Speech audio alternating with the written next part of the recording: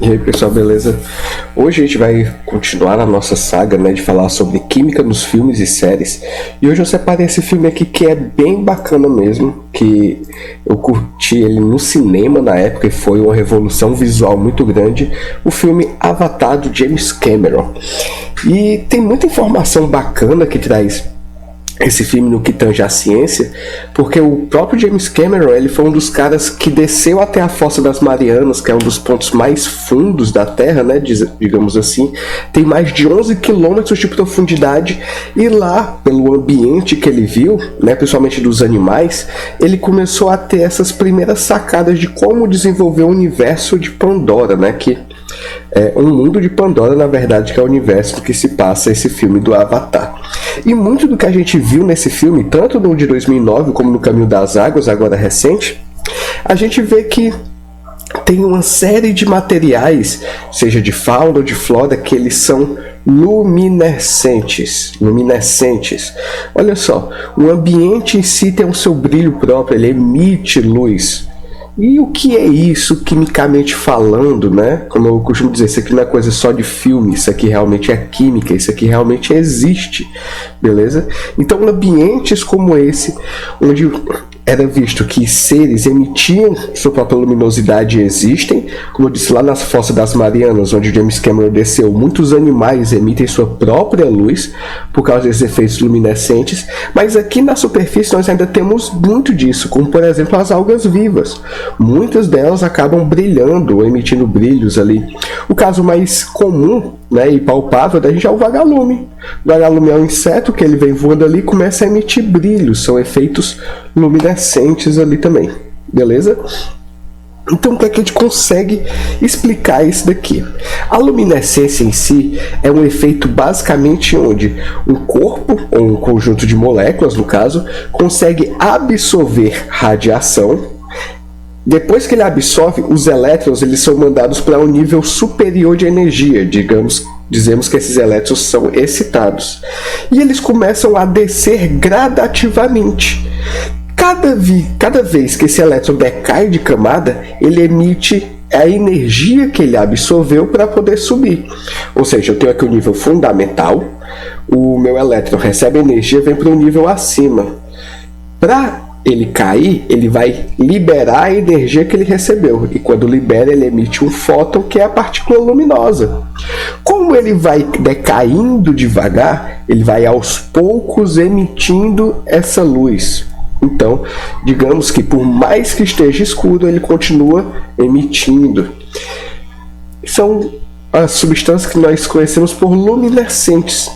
Então, a gente vê às vezes, por exemplo, um interruptor, né, desses que liga a luz. Às vezes, quando você desliga a luz ali, você olhar para o interruptor, ele ainda está brilhando um pouquinho, ele ainda tem um certo luz ali no escuro, né? Porque ele tem um material ali que é luminescente, normalmente fósforo, né? Hoje a gente usa muito o termo luminescência, que é o mais comum, o mais correto. Mas antes nós distinguíamos a luminescência em dois tipos, que vai de acordo com o quanto tempo ele liberava. Mas as características de um material para ser luminescente eu coloquei aqui. Normalmente são íons com camadas eletrônicas incompletas, blindados por seus vizinhos. O exemplo vai ser os halogenetos de manganês, os sulfetos de SN ou de GD. Nós vamos ter também os halogenetos alcalinos ativados com titânio ou com outros metais pesados. Vamos ter aqui o ZNS, que no caso é zinco e enxofre, CDS, cádmio e enxofre, ativados com cobre, com prata, com ouro, com manganês. Temos aqui o silicato de zinco, ativado com manganês 2, e por aí vai. Mas esse daqui é bem interessante, ó. Óxidos e fosfatos ativados com íons metais de transição em terras raras. Porque muitas vezes quando a gente vê essa luminescência padrão no dia a dia, seja ela com um brilho de alguma coisa, seja um interruptor, normalmente é fosfato. Tá? Então é o mais comum que a gente observa no dia a dia desses materiais mais comuns. nós tínhamos, como eu disse, essa divisão, né, da luminescência de fluorescência e fosforescência. Normalmente distinguia-se que a fluorescência era um efeito mais rápido, onde você, por exemplo, estava com a luz acesa, quando você desligava, aquele material brilhava e aos poucos ele ia apagando. Já a fosforescência era um efeito mais longo, ele demorava minutos, às vezes até horas, para esse brilho, para essa luz própria se apagar. Tá certo? E o conjunto desses dois é o que gera a luminescência. Mas, como eu disse antes, hoje em dia não se usa mais esses termos fluorescência e fosforescência pelo tempo de ativação. Se usa mais por um efeito que eu não vou entrar muito em detalhes, que seria muito específico, mas é um efeito sobre o spin desses átomos aqui que vão dar esse efeito luminescente. No caso, se ele mantém sua multiplicidade, ele é fluorescente. Se ele muda sua multiplicidade, fosforescente. Singleto, tripleto e assim por diante. Beleza? E aqui, ó, o gráficozinho como era dito anteriormente, né? Olha só, a fluorescência. Quando você tinha aqui a iluminação, a sua fluorescência, ela via aí, pá, caía aqui de uma vez. Enquanto a fosforescência, ela emitia devagarinho e ia caindo aos poucos. E essa intensidade ia diminuindo aos poucos ao longo do tempo. Segurava muito mais tempo nesse efeito luminoso, né? E aqui é uma aplicação que eu achei bem legal e um pouquinho de história, que é para a gente poder entender que esses efeitos, James Cameron usou muito bem lá nos filmes, mas eles também têm aplicabilidade, palpabilidade na nossa vida real, né? Então, o primeiro composto sintético orgânico a apresentar a reação de quimiluminescência foi a lofina, preparada em 1887 por B. Radzinski. Observou-se que quando aquecida na ausência de oxigênio, essa não emitia luz. Então, a observação permitiu que em 1888, Widman, o primeiro a utilizar o termo quimiluminescência, distinguisse da incandescência da luminescência. Se você pegar um pedaço de ferro, de metal, e aquecer ele, você vai ver que ele, com o tempo, vai ficar em rubro, como a gente chama. Ele fica tão vermelho que, se você apagar a luz, ele continua emitindo, porque ele ainda está ali sob muito aquecimento e vai decair aos poucos, né, emitindo essa luz, esfriando, emitindo luz. Então isso é incandescência. Luminescência não. Luminescência não precisa da temperatura em si, tá?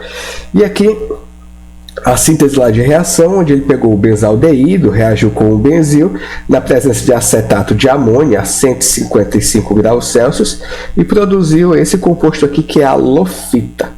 Beleza? E para quem gosta daquela paradinha do CSI e tal, que é uma das coisas que eu vou mostrar até no próximo vídeo, a gente tem assim, foi apenas em 1928 que se chegou a uma caracterização mecânica de uma reação, caracterização mecanística de uma reação quimiluminescente, a reação de oxidação do luminol com peróxido de hidrogênio, que no caso foi feita por H.O. Albrecht. Para quem não lembra, o luminol é aquela substância que a galera coloca às vezes em cenas de crime, que ela acaba brilhando e você consegue ver onde houve rastros de sangue, se já houve sangue por ali. Então essa daqui é a estrutura do luminol. E aí, quando ela reage com água oxigenada, peróxido de hidrogênio, ele vai virar o 3-aminoftalato, que no caso é uma espécie que emite luz também nesse processo. Então, ó, esse carinha aqui, no caso da análise, foi posto luminol, foi colocado a água oxigenada ali, e aí, onde houve manchas de sangue, ele vai complexionar com o ferro da hemoglobina e vai dar essa emissão de luz aqui. Um efeito luminescente na resolução de crimes, né? Então, galera, por hoje é isso. Qualquer dúvida ou pergunta, vocês podem botar nos comentários. Tem muita coisa ainda que a gente vai ver dessa parte de cinema, de ciência, de tudo aplicado junto aqui. Beleza? Valeu, falou e até o próximo vídeo.